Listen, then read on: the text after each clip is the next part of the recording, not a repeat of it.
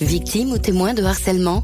Il y a toujours une personne de confiance pour en parler dans votre établissement. Élèves, parents, professionnels, vous pouvez aussi appeler le 3018. Ceci est un message du ministère de l'Éducation nationale. L'éditorial du Figaro. Du 13 novembre 2015 à Boualem-Sansal, le combat de la liberté par Vincent Trébonnet de Villers. Et ils étaient des sourires, ils étaient des sanglots. Les mots du poète sur la jeunesse du 13 novembre 2015 résonnent étrangement dans nos esprits et jusque dans nos cœurs. Les sourires, ce sont ceux de Boualem-Sansal, de son épouse, de ses amis, de ses lecteurs, de tous ceux qui placent la justice, la littérature et la liberté dans un sanctuaire inviolable.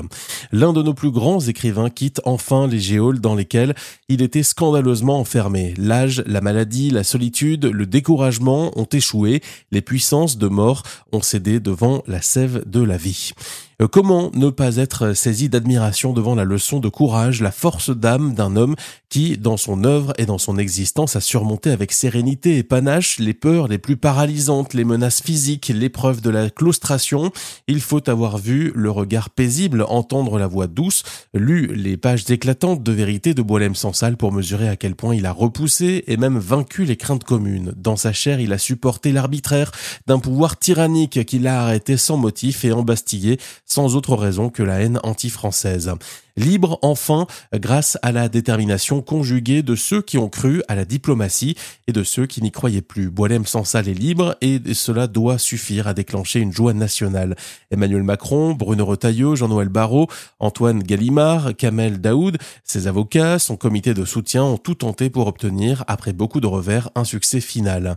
Place au sourire avant de revoir inévitablement, sans faiblesse, les principes qui régissent notre relation avec un régime exsangue qui isole de plus en plus l'Algérie.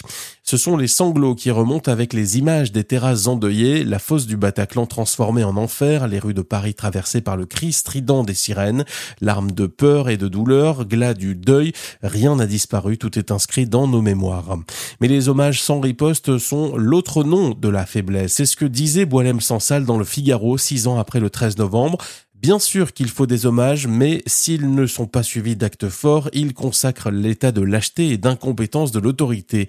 Un chef des armées n'enterre pas ses morts, ne fait pas de discours en larmoyant, il tonne, il agit, il frappe vite et fort, c'est cela que les morts et les vivants réclament.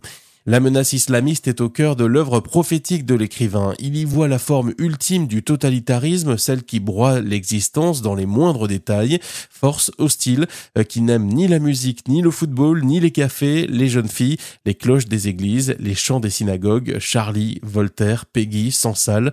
Force hideuse qui progresse encore et veut soumettre le pays des enfants de la liberté.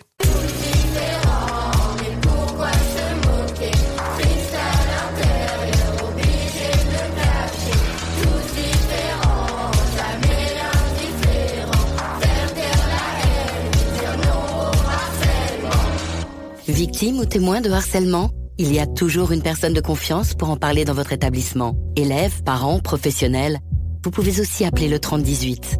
Ceci est un message du ministère de l'Éducation nationale.